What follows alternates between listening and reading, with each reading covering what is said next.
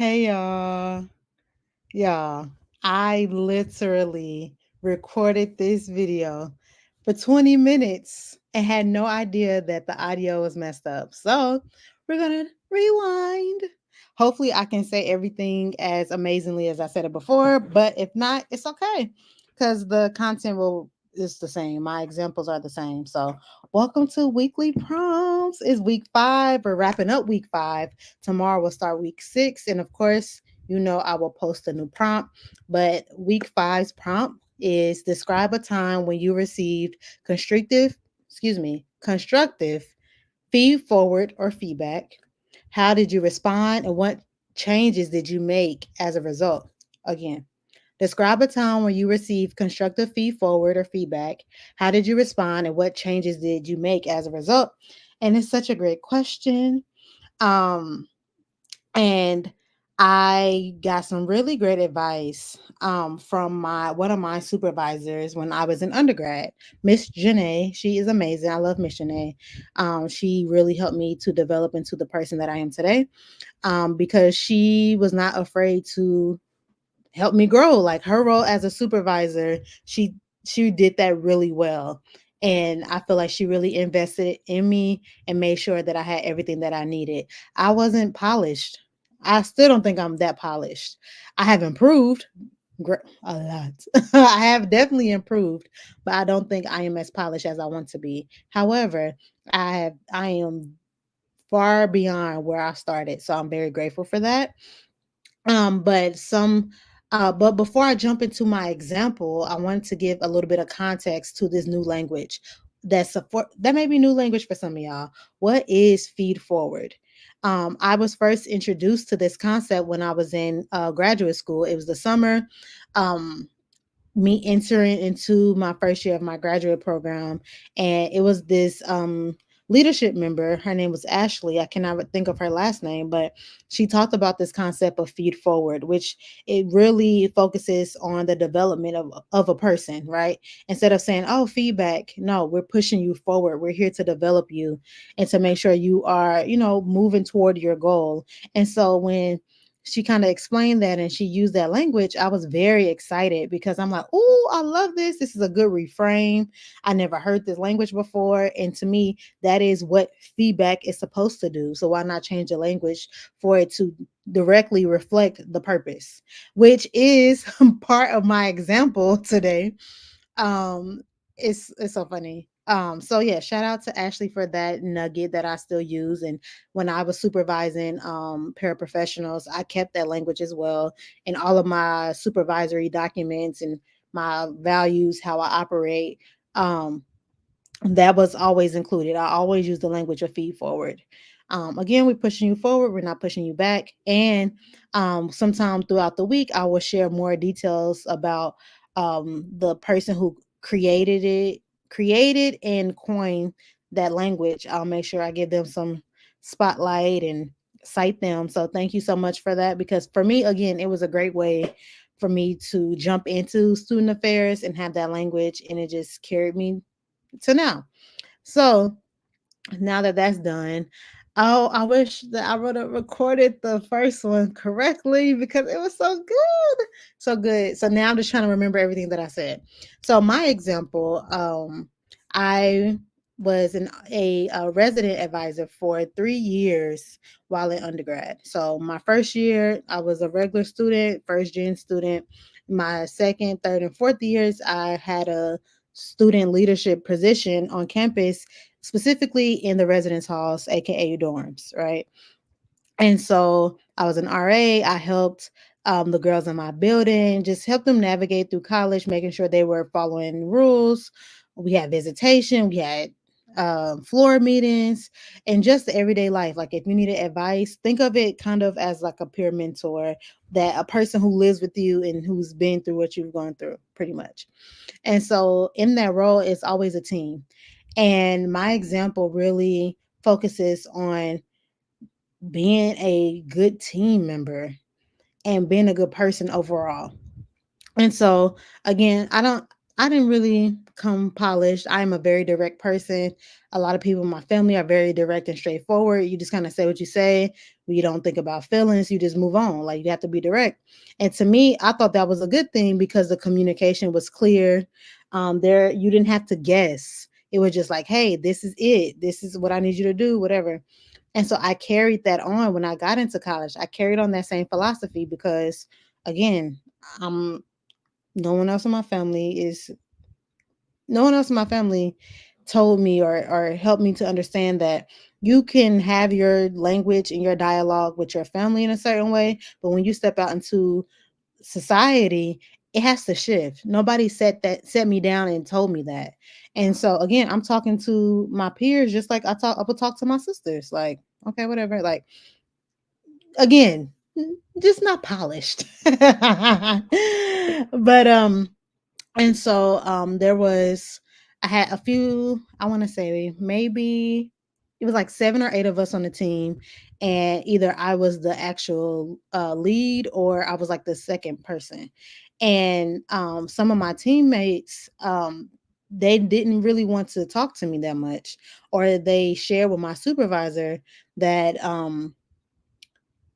that they didn't like how I talked to them. And so my supervisor, gracious Miss Janae again, she took me to her office, and I really loved how she did it because she didn't come at me the way I would have came at somebody. You know, like, she modeled the behavior that I needed to exhibit. And so I really appreciate her for that because she was like, you're a great leader. um you do a lot of things well.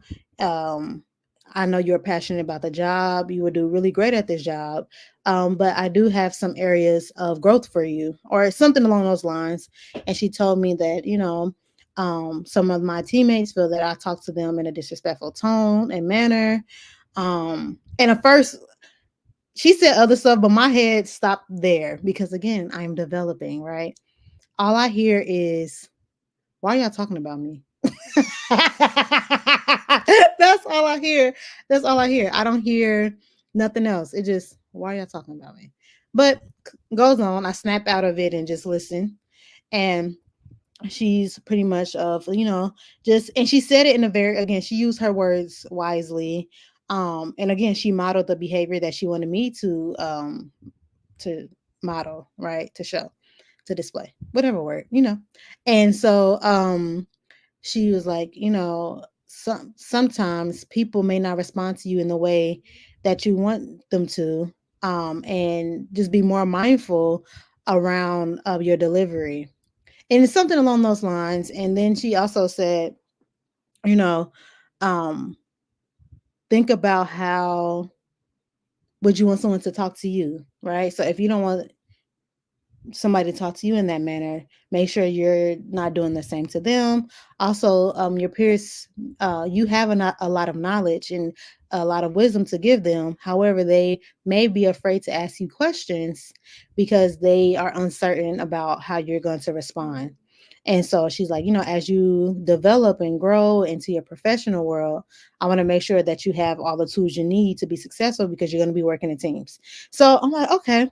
And she said it very more eloquent than that. Like, I can't even regurgitate it in the proper way.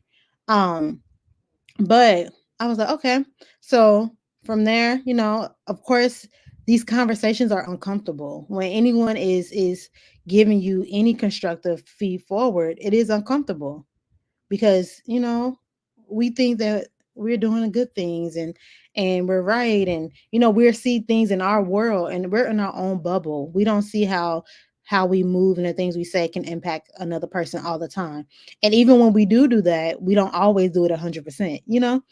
And so that really resonated with me because I end up sharing that same advice with one of my old supervisees. And it was just, when it happened, it was such a full circle moment. I kind of laughed because, some of the RAs complained about some of the RAs complained about this particular RA. And I sat him down and I pretty much, so like, thank you so much for being passionate about your job. Um, oh, but sorry, before I jumped into my example and how it became full circle, when after my supervisor told me that, I definitely was hurt, you know, but I also knew that she was right. And I just like, okay, like I don't think she realized that I was offended. Um, but I just was like, all right, cool. So moving forward, I made sure that I was more mindful about how I spoke to my peers. Like I just changed it. I didn't challenge it. I didn't do any of that because to me, I've always been a person where self-mastery is important. Like I want to be the best that I could be. I want to make sure that I am representing myself in the way that I want to be represented. Um, and it allowed me to see like, okay, my message is not clear. My delivery is how did Iyanla Van Zant say it? My behavior diminishes the message. Like literally, like how I talk to people, it diminished the message. Even if I was right, even if the content was right, even if I had good intentions, it wasn't received in that way because of my delivery, because of my tone, because of my word usage. Instead of just being like, hey, does anyone need help completing a task? Let me know. I can help you. I didn't do that. I was just like, why is this not done? Like, what is going on? And I had to check myself too because I was one of those people where if I could do it, you can do it. Like we're all busy. We all are in school. We all have multiple jobs. And actually some of us have more responsibilities than you. So why can't you do it? Right. But everybody has their own strengths and weaknesses and not even weaknesses, just areas of growth. And I had to learn that. Like everybody doesn't catch on as fast as me. And there's topics and situations where I don't catch on. You give me math, I'm lost. Like I don't know. Right? Well, someone else, they see math, they're excited. They can get through it, right? And so that feed forward that Miss Janae gave me was really helpful because even now I still use it. I think about it in my personal life. Even when I say certain things wrong, I apologize immediately. I'm like, oh, that didn't come out right. I apologize. Here's what I meant. Because again, my intentions were always good. My intention was to be an effective communicator. My intention was um, to make sure we got things done. But my approach was bad. It just was bad. And again, I won't want anyone talking to me that way. And I thought that because we were around each other for a while, we kind of knew each other's personalities, that everything was fine. And if there was an issue, they would have came and talked to me first. Right. That's I thought that. Again, these are not my biological sisters. My biological sisters would have came to me and said, all right, Leah, you're doing too much. Right. Or they would have said something to me. So I was going out into the world expecting other people to approach me in the same tone or the same ways that I approach them. Because if I had an issue, I would talk to you directly. Everyone's not like that, right? And to be honest, they shouldn't have to all the time. And so yeah, it was definitely a learning lesson for me. Miss Janae taught me a few learning lessons. Again, she was a great supervisor. She really shaped how I supervise when I got into her role. And so yeah, I really think about how my delivery was off. The message was right. The delivery was off. Um, and I worked on that. And I knew that a couple of the girls, they didn't really care for me that much. And the feeling was mutual because I feel like weren't working to their full potential. Like I wanted everybody around me to be great. Like we're the best. Like, come on, let's get it. And they were like, girl, I'm just trying to get this paycheck. And I'm like, no, like everything's not about money. Like I was really on it, but it was not my place. It was not what I no. It was not my place. And again, instead of no, like I knew that they didn't care for me, and I didn't care that they didn't care. So I'm like, oh, whatever, I'm gonna say whatever. But no, I could have addressed that situation with a little bit more tact and strategy. Like, okay, I know they don't care for me. However, I'm still going to be the leader that I am, and ask them, do they need support and help, right? Or anything like that. Like I could have approached it differently. So definitely a learning lesson. And then again, when I had my own supervisee who did the same thing, I had to have a meeting with him and I sort of talk to him like, again, I know you do a great job. You're passionate about this. However, allow me to do my job. You like, you're not getting paid for this. I am. Like, I went to school for this. I have training. So I kind of just explain and just unpacked all of it. Like, again, I know you care about this. I know this is important to you. It's also important to me. So let me do my job. Let me be the person that they are upset with, not you, because these are still your peers. Y'all still have to work together. So, like literally almost verbatim, everything she told me, I pretty much said to him. And we also talked about identities and how that can be perceived differently. We talked about a lot of things, and he gave me a lot of background information. Like, he worked as a security guard before the RA job, and we talked about that too. And I'm like, see, in that security job, you were in a different environment where you had to be more assertive. If not, people are going to run over you, like figuratively and literally, right? So you have that skill, and that skill is needed and required in that environment, right? But here those skills are still needed, but it needs to be adjusted to fit the environment. And that's, I told him that. And he understood where I was coming from. I said, because relationships are important. You're constantly building relationships with people, and you never know where you may see this person again. This person may be your future doctor. Like, you have to remember, you're working with the future professions. Like, you're working with future professionals, right? And so, even though we're human, how you talk to me when I was 19, if I see you out, I may not want to say hi, right? Let's be honest. And so I just put that into the context of, everyone's grown and developing together. And it's literally my job and my responsibility to help train and develop you all. Right. Um, and just kind of told him, like, stay in your lane, because you're working too much and you're not getting paid for the work that you're doing. I just pretty much told him in that way. And it ended up being a great conversation. I do feel that it was a conversation that should have happened a little bit sooner, because some team members just kind of like wrote them off, like, okay, whatever. But I reminded them that, you're going to work in groups with people you're not all going to get along with. Even when you go into the workforce, you're going to have a team and work on a team where everybody approaches the work differently, but you have to learn how to navigate it in order to accomplish the task. And I just reminded them, like, you have to, all the skills that you're learning now, these are here to help you. This is the time that you get to make your mistakes, and I'm here to develop and train you. That's literally my job. We have meetings weekly for that, right? And we have one-on-one meetings, whether weekly or bi-weekly, for these things. And so mess up here. Don't wait until you get into the workforce, the job that is paying you a salary to pay your bills and to fund your livelihood. Don't do that stuff over there, because then once you get fired, then what? you know and so I'm like, these are the times to make your errors and to work on them, to develop them. And so again, I passed it down, because it was needed. And even for me still today, I think about the way I talk to people. Again, I apologize, especially if if I said something wrong and it felt wrong. I'm like, oh, right. Even when I send emails now, like, shout out to AI, whether I'm on Gemini or Chat GPT, I type out what I really want to say and how I really want to say it. I ask AI, like, please reword this in a more professional tone. They'll give me a little blurb. I'll edit a little bit, send it. Because again, I don't want to be perceived as a person excuse me, who does not know how to talk to people, because that's not a good feeling.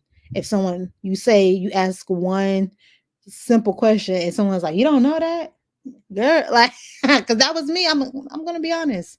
um and so I'm really happy that my supervisor at the time really sat me down, and she approached it in a way. I wish I could remember verbatim, like specifically all the words she used, because she did an amazing job with that. And again, I passed it on to my team and even expounded on it using my lived experiences and using like research and other um just other information that I learned throughout the time. I even did research um right before the meeting that I had with the entire group, because I wanted to know, okay, how do I strengthen a team where the trust has been broken? Because that's what happened.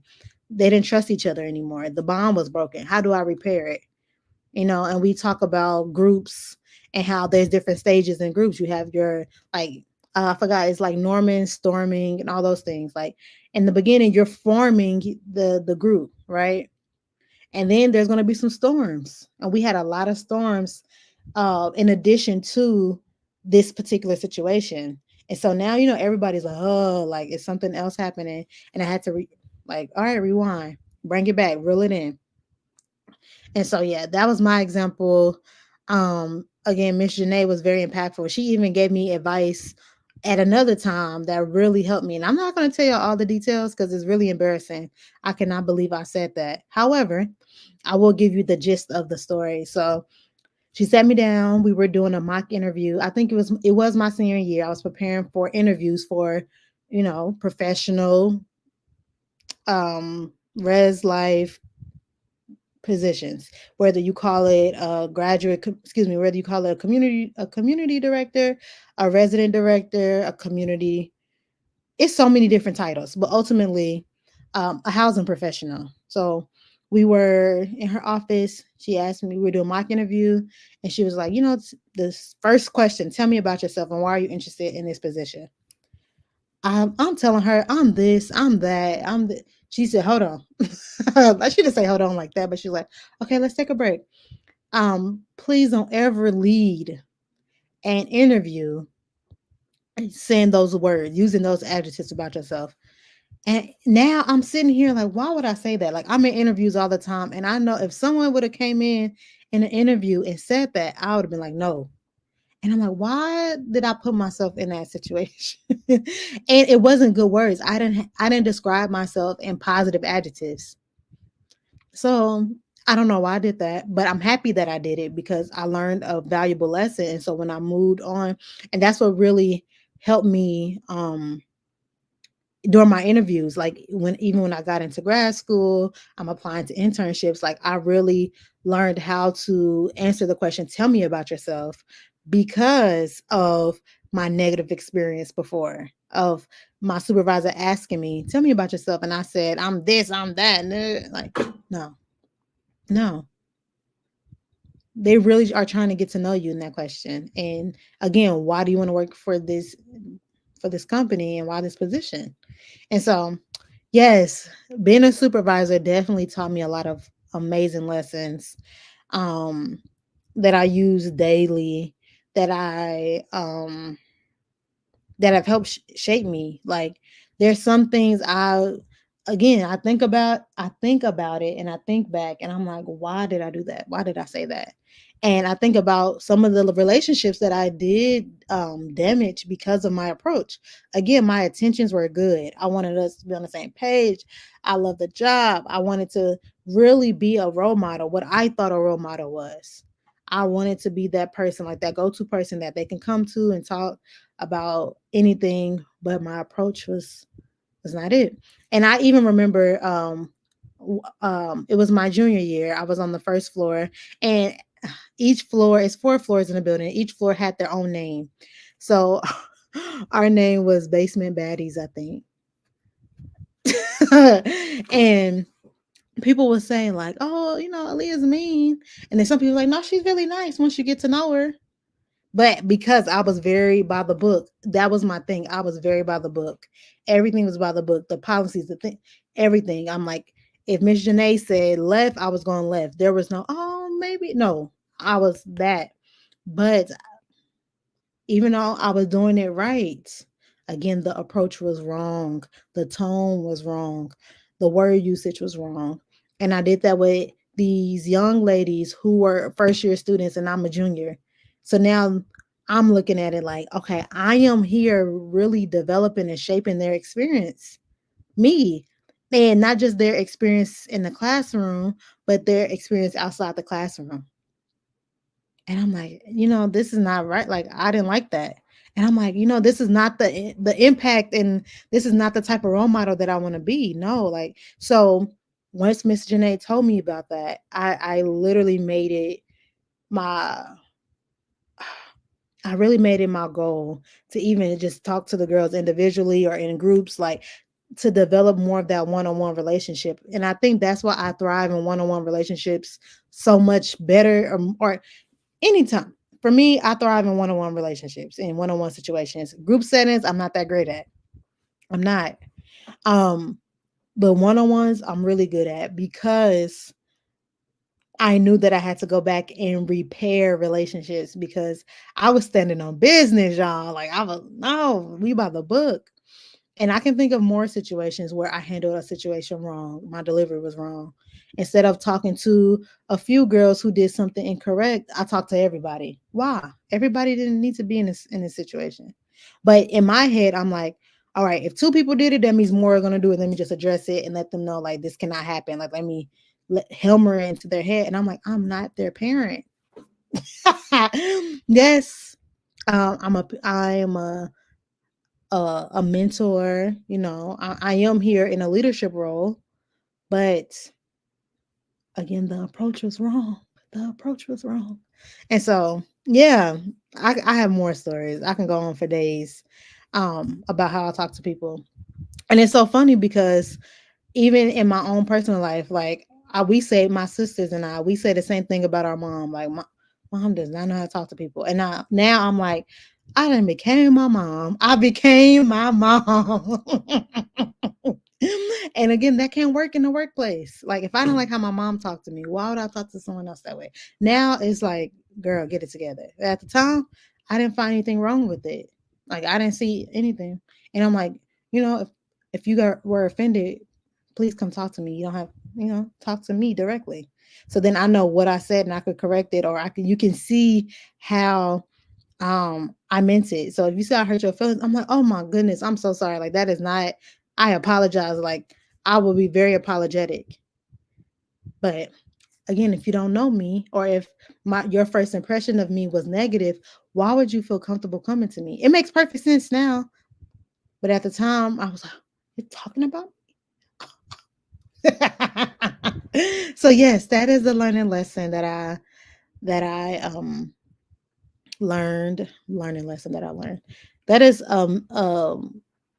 something that I learned that I keep, that I hold near and dear to my heart. And sometimes again I do overthink it sometimes, but I think it is important for me to overthink it a little bit just to make sure that I'm on the right path and on the right track, you know?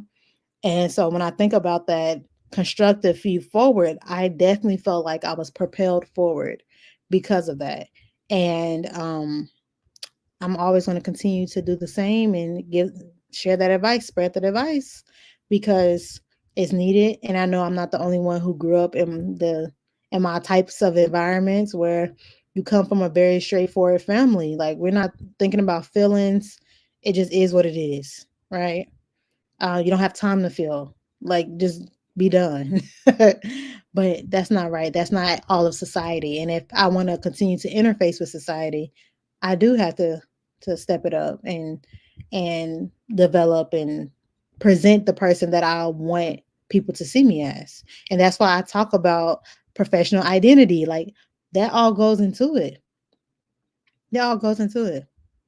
So everything that I've learned learned in my experiences, I share it with you all simply because of the hardships that I had to endure.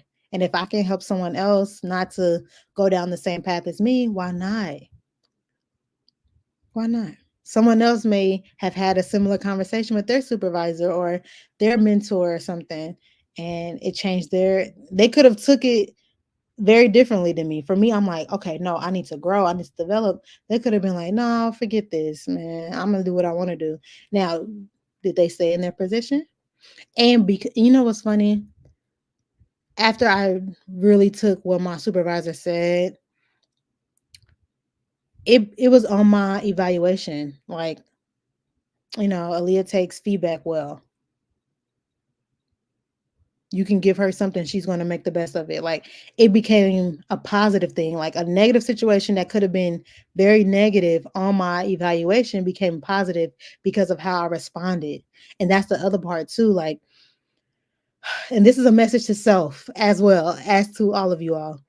They always say life is 99%, 90% of what happened to you, but it's 10% of how you respond. Excuse me, other way around.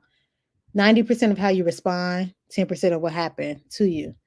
And I truly believe that more than ever, especially in my current life situation, because sometimes you could just get in those feelings and get in those emotions, and you forget that okay, even when it is a lot of trials and just a lot of bad stuff happening, you have to make the decision to be grateful for what's already happening, like the positive things happening in your life.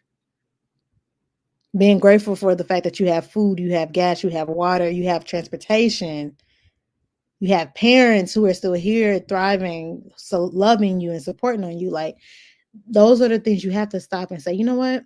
I'm not going to play victim today. If any, I don't even want to say victim. I'm not going to dwell in this. I'm going to use this truly as a learning lesson and a learning opportunity. That is how I approach life all the time. And sometimes I don't. And when I don't, I have to remind myself, like, learning opportunity. Like, I literally say it to myself, like, learning opportunity. Remember, like, I have to talk to myself. I talked about that last week, where I talked about positive self-talk, or just talking to yourself and journaling. Like, those things are true. So, wow, this version was 10 minutes longer than the first one. So that's good, I guess. But again, I hope you all enjoyed this. Please share what constructive feed forward you received. Um, how did you take it? Do you still use it today? Please share in the comments. If you're on Instagram, please DM me. I would love to hear you all stories. All righty. Thank you so much. Have a good night. I'll see y'all tomorrow with the new post for the week. Alrighty. Bye bye.